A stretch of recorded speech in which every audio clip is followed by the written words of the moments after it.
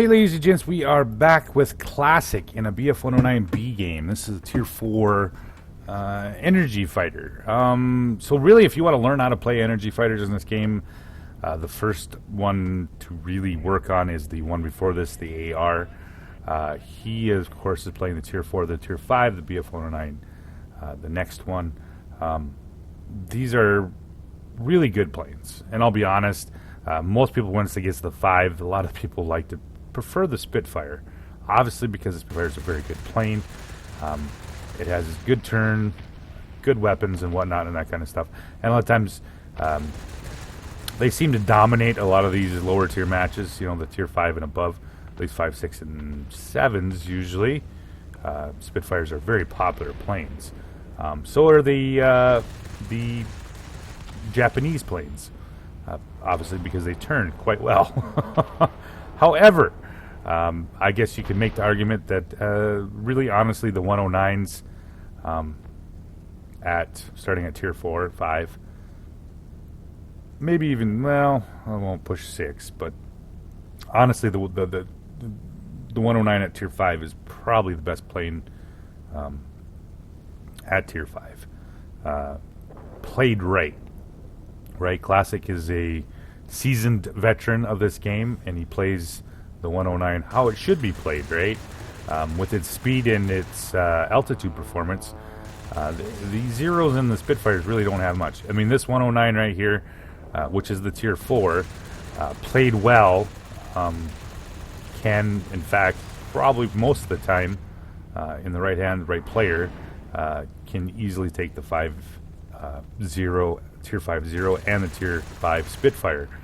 Why? Because, of course, he gets to dictate how they fight. As long as he keeps his altitude up and he keeps his speed up, he can decide when and where he's going to fight the battle, which you can't do in the A6M or the Spitfire, right? So he picks up the Lorak A6M one, and he also got the Blenheim in that deal too. So he's already up 2-1, keeping his altitude up here.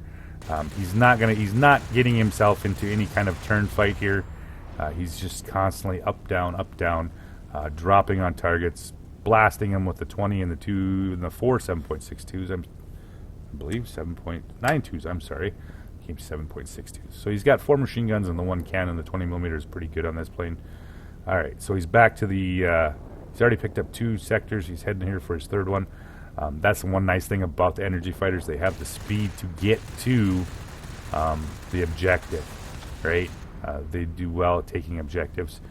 He's got the speed and the altitude performance, of course, also to catch bombers. Picks up the SB here. Let's see if he can finish him off quick. There he goes. Picks him up, nails him.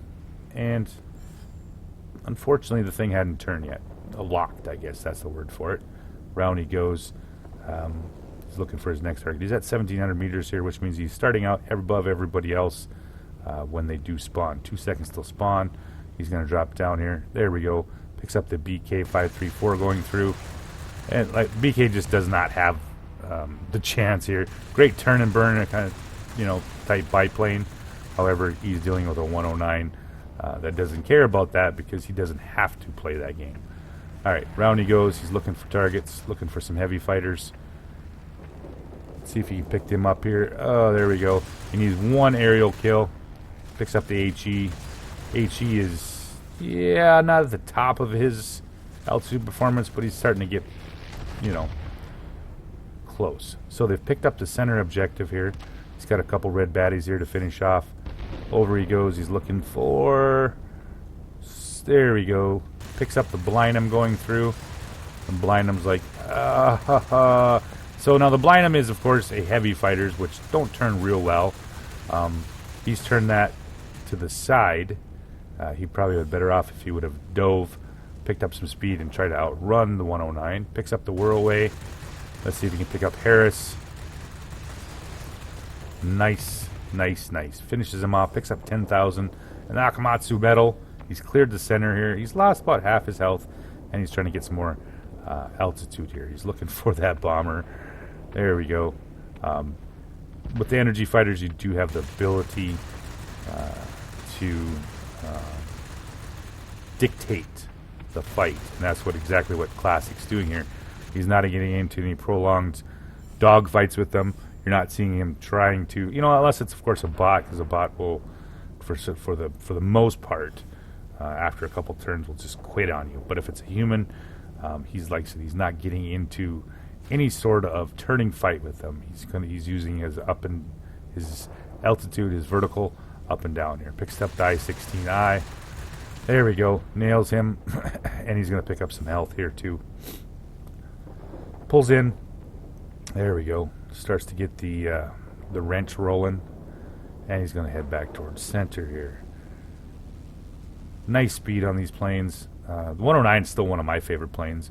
CAD, I've got to put a couple of videos up of him with 109s. That's his favorite plane in the whole world. So it is a popular plane, and it is more popular with the players that have played quite a bit of the game. Obviously, like the Spitfires and Zeros are usually preferred by the. They're an easier plane to fly, right? Because they're just a turn and burn type play, where these ones are far more. They're not difficult to play. They're just a little bit, the play style is different here. So he picks up another one there for 13,000. Picks up the I-16. Ooh. Nails him. Puts him up to 13. Nails the I-16. Finishes him off here. He picks up the Lorak and the A6M. And he's got a Falco flying away from him. Let's see if he can pick him up. Yep, gets the Winged Legend. And he's got a couple more red baddies here to clear out here. So still up 3-2. Squall line's finally coming up here. So he needs to see if he can pick up a couple more kills here. And these guys will spawn back in for course, so he's got a little more chance to pick up some more damage. However, they're doing a damn bang-up job of nailing that. So now, if you've watched there, he did not get into he did not turn when he was dealing with that GA. He made his pass, went on through, kept his speed up here, and he's going to pull back around there. Yep, he's found the Blindum again. Let's see if he can pick up the Blindum F one more time. Once again, it's an energy fighter, right? Getting into any kind of dog fight with it usually ends up badly. Unless, of course, you're picking on heavy fighters. They just, you're going to simply outturn them. Sitting 3-2. He's having a good game. Picks up the ace. Thanks. Still counting. Yeah, he's still counting. Drops down on the whirlaway. Let's see if he can finish him off here. And he's got a pretty brutal group of red coming in here shortly. There he goes. Picks him up. He's got one more whirlaway. And it looks to be the I-16's back here. Puts a nice burst into him. Finishes him off. And, of course, the last two here. All right, what has he got there? The P-35.